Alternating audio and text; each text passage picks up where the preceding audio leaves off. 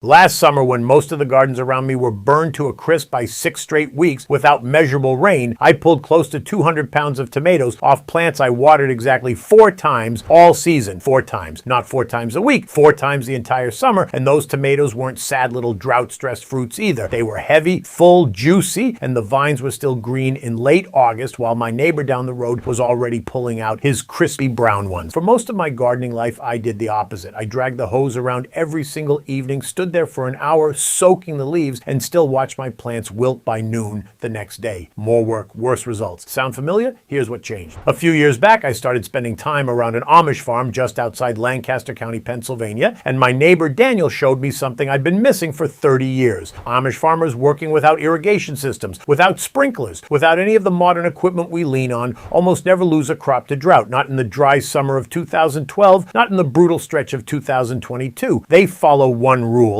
and once you understand it, everything else falls into place. Today, I'm going to walk you through exactly what that rule is and how to apply it in your own backyard. And stick around to the end, because I'll share a berry jug technique Daniel taught me that delivers water directly to the roots of your thirstiest plants while you're sleeping. I've never seen this written down anywhere. I want to be honest with you up front. When Daniel first told me he hadn't dragged a hose across his garden in 20-some years, I didn't believe him. I figured he must be exaggerating, or maybe he was just lucky with rainfall. I'd been gardening since my late 20s. I'd read the books. I had a soaker hose system, a rain barrel, and a watering schedule taped to the inside of my shed door. If there was a way to drought-proof a garden, I was sure I'd already found it. But standing in his garden during the worst week of that summer, looking at squash leaves that were thick and green while mine were wilting at home, I had to admit something. I'd been treating drought as a watering problem. The Amish treat it as there's a guiding principle called Gelassenheit, pronounced roughly Gelassenheit. It's a German word, and the closest English meaning is something like yielding to the natural order, working within the system God designed rather than fighting against it. Now, I'm not preaching theology here. I'm telling you why this matters in your garden. When the conventional approach hits a dry spell, we react by adding more water from outside the system. The Amish approach is to build a system that holds on to the water nature already provides. Daniel's family has been growing food on the same patch of land for over 100 years, often with 8 or 10 mouths to feed. They couldn't afford to lose a crop, so they refined a method that works with the soil and the rain instead of against them. That's the foundation of everything I'm about to show you. So here's the one rule. Never leave bare soil exposed. Not between rows, not around plants, not anywhere. Bare soil is the single biggest cause of drought damage in a backyard garden, and once you understand why, you'll never garden the same way again. Here's the science behind it. Bare soil under summer sun can reach surface temperatures of 140 degrees Fahrenheit. At those temperatures, water evaporates out of the top 6 inches of soil within hours. The microbes that hold soil structure together die off. The earthworms move deep or die, and the soil itself starts to crust over, which means when rain finally does come, half of it runs off instead of soaking in. Research from Penn State and the University of Maryland has confirmed that mulched soil holds 2 to 3 times more available moisture than bare soil under identical conditions. The Amish figured this out generations ago by simple observation. Every Amish garden I've ever walked through has the soil completely covered all season, every season. Here's what to do. Start by building organic matter in the soil itself, because the rule of never leaving bare soil only works if the soil underneath is alive and spongy. Every spring before you plant, spread 2 to 3 inches of well-aged compost across your beds and work it into the top 4 to 6 inches. If you can get aged horse or cow manure, even better. Daniel's family compost manure with straw bedding all winter, and by spring it's like dark crumbly chocolate cake. That kind of soil holds water like a sponge. A handful of healthy, organic, rich soil can hold its own weight in water. A handful of depleted, sandy garden soil holds almost nothing. Now, once your soil is built up and your plants are in the ground, here's where the real drought proofing happens. Mulch deeply, and I mean deeply. Not a thin sprinkle of bark you can still see soil through. I'm talking 6 to 8 inches of loose straw, hay, or chopped leaves laid down across every square inch of your garden after your seedlings are established and the soil has warmed. The conventional approach is to spread an inch or two of mulch and call it good. The Amish approach is to bury the soil under enough material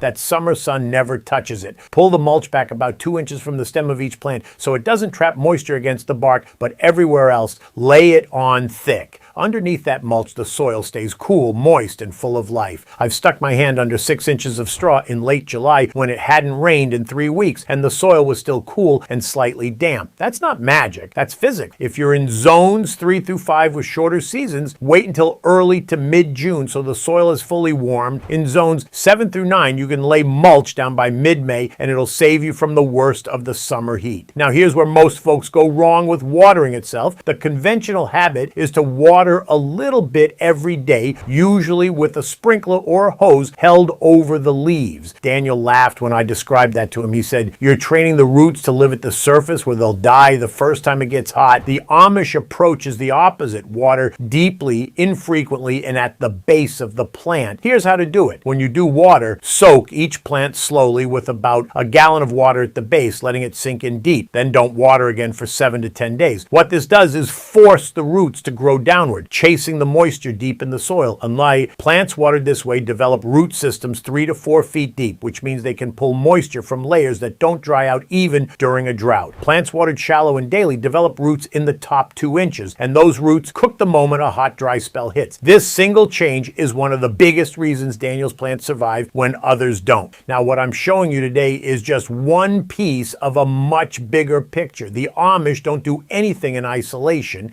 Every technique connects to a whole system, and that system is what makes the difference between a garden that struggles and a garden that practically takes care of itself. I spent years learning how it all fits together, and I've put everything into a step-by-step guide called the 30-Day Amish Pest-Proof Garden Protocol. It's got the complete 5 defense layers, the companion planting charts, the 4-bed crop rotation, all of it laid out day by day so you're never guessing what to do next. If you want to go deeper than what we can cover in one video, there are 2 easy ways to get it. You can click the link right down there in the description below this video, or if you're watching this on your TV or your computer, just grab your phone, open up the camera, and point it at the QR code on screen right now. It'll take you straight to the guide. No searching, no typing anything in.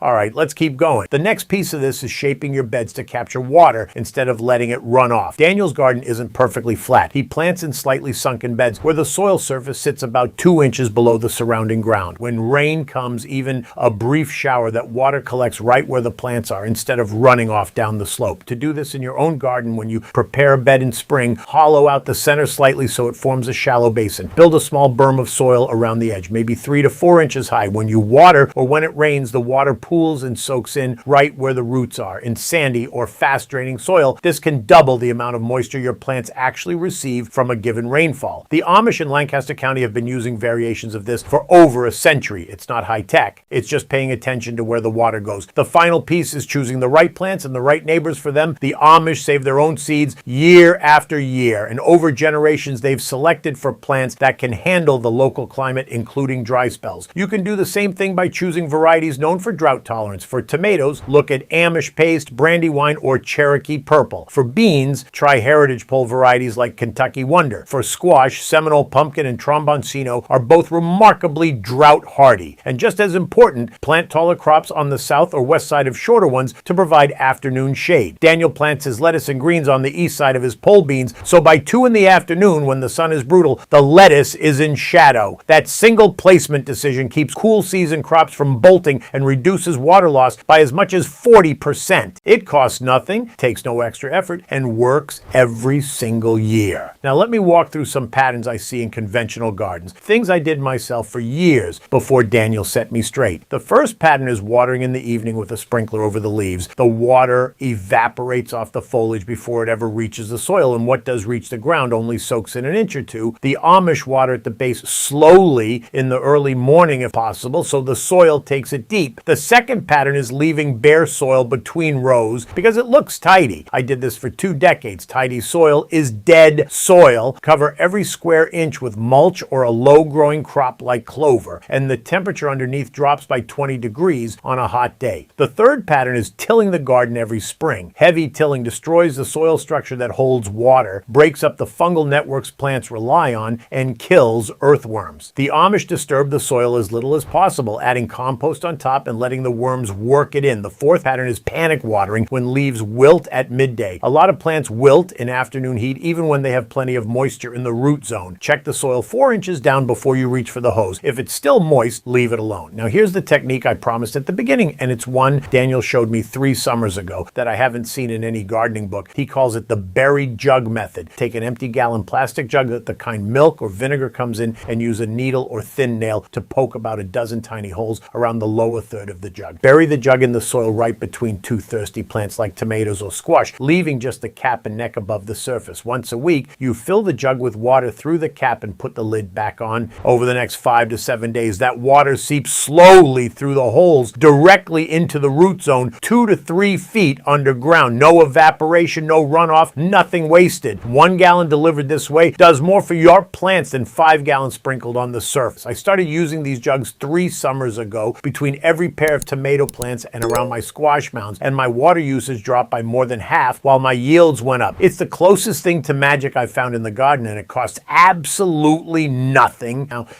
what I've shared with you today is a real piece of the puzzle, but it's still just one piece. If you're tired of fighting the same battles every season, if you want a garden that actually works with you instead of against you, then I'd really encourage you to check out the guide I put together. It's called the 30-Day Amish Pest-Proof Garden Protocol, and it's everything I've learned from my Amish neighbors over the last 3 decades, organized into a simple day-by-day plan you can start this season. It covers the full 5 defense layers to build a garden that defends itself from the soil up. It's got the complete 4-bed crop rotation system that stops disease and pests before they ever get a foothold, and it includes the companion planting field guide, so you know exactly what to grow next to what and why. Now, there are 2 easy ways to grab it. The first way is to click the link in the description right below this video. Just scroll down a little and you'll see it. The second way, if you're watching on a television or a computer screen, is to take out your phone, open up your camera like you're going to take a picture, and hold it up to the QR code you see on screen right now. A little link will pop up at the top of your phone screen. Just tap that, and it'll bring you right to the guide. No typing, no searching. Either way works. I think it's the best investment you can make in your garden this year. One rule: never leave bare soil exposed. Build it up with compost, cover it with deep mulch, water deep and slow, shape your beds to catch the rain, and let your roots grow down where the moisture lives. It's not about fighting the drought. It's about working with the water nature already gives you. If something here struck a chord, drop a comment and tell me what your toughest summer has looked like. I read everyone. Thanks for spending this time with me. I'll see you in the next one.